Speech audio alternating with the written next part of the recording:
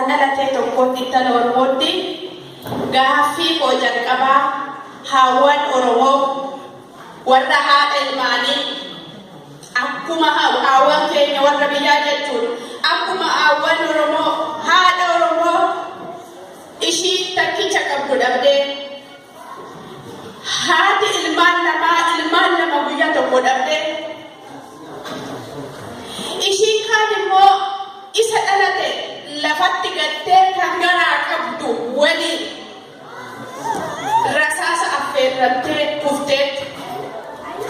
Amma naa dhageessanii ilmoo abbaa malee guddifte haati mucaan ishii jalaa du'e sun ishiin dadhabduudha.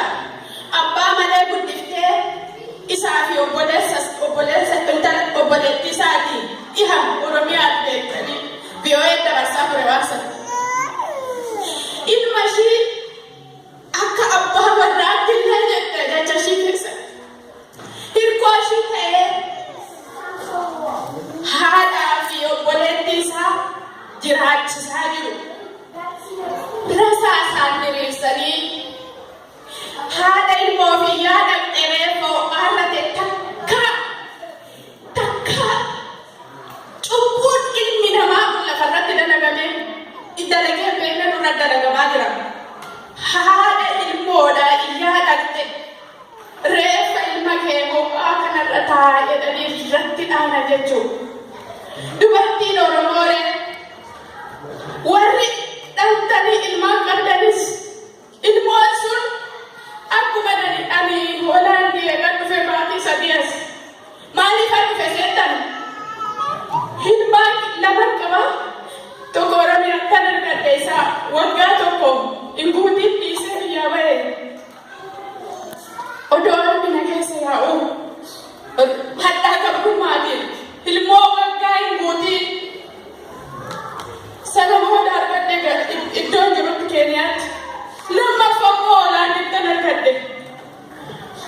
Ilmaan kananii jiruu gaarii ittiin barbaaduuf Hoolaandii ijoolleedhaan ta'ute ilmaan kiyya jiruu gaarii ittiin barbaaduuf anas fudhadhee dhufe. Ishiin ilmaan lama guyyaa tokko dhabdus ishiin reeffa teessee dhaadamtus haadhuma kiyyaati.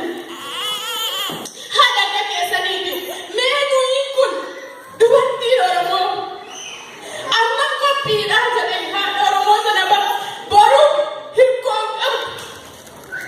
Amma qophiidha warra sana waliin dhaabachuu nu keessa jira maddaan kun guutuutti ilmoon akkuma keenya sana. Gaafiin koo amma qophiidha. Ilmi barafaa wal dhiifnee torbanitti guyyaa qabnu keessa guyyaa takka haadha Oromootiin jecha ilmaan goodaatti dhumdu sanaaf jecha walitti dhufuu dandeenya. Inni kaleessa darbe torban tokko keessa guyyaa hedduu qabna beekaa sa'aatii hedduu qabna beekaa waan jireenya keenyaa yaaduuf jireenya keenyarraa sa'aatii murtaa'e torbanii sa'aatii lama sa'aataa irraa wareegnee wala garreetuma waan fuuldura hayyoo Oromoo sana yaaduu dandeenya. Waadaa waliin seenuu dandeenya jedhe. Gaafii kooti eenyu dandeenya yoo jettan asumatti waadaa walii gallee akka namoota waliin dhabnu wal barbaanne yoo xiqqaate isin cinaa jirraa haa jennu onneedhuma keenyaan iyyuu cinaa isaanii jirraa akka jennu haa taanu. Kan biraa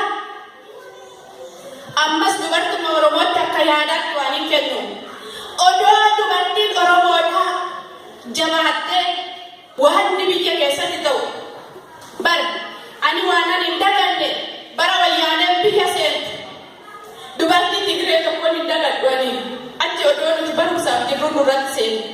Dubartiin kun nama lafarraa fixxee hin lolti. Gaafa harkaan qabatuufitti ka'an rasaasni harkaan dhumu yoo magaalaan koo beektanii dildila ulluu kan rof darbite harka odoon jiru dhiirriyyuu nan booji waddee nuti amma qophiidha waan sanaaf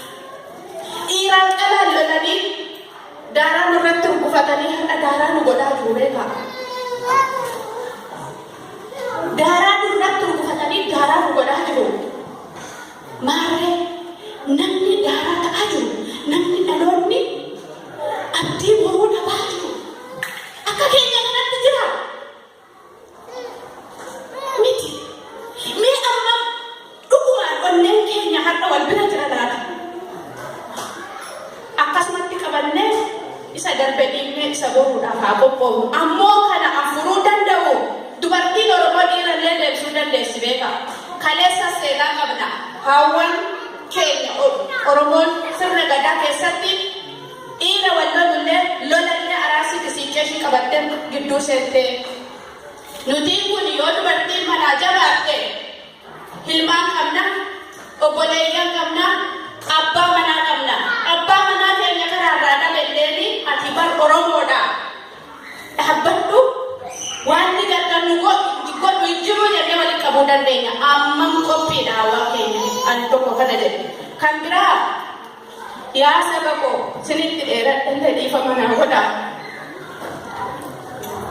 Nuti uummata ona agartee qullaa nama du'aatti jiraatti du'ee anaan wanti natti dhagaamu ani nama du'aa tokko nama jiraatti du'ee akkasumatti awwaala bal'aa miilaan na oofu keessa nama deemaa jiru dhagalee nama jiraatti dhagaamaa jiru. Isin hundillee akkasuma nuti warra jiraa du'ee akkasumatti reeffi socho'aa jiru. Maaliif sababi cuubbaan gama wantoota mataarra nu taa'ee maaltu nu tafe addunyaa kanarra jira mana hidhaatti nama dhaqanii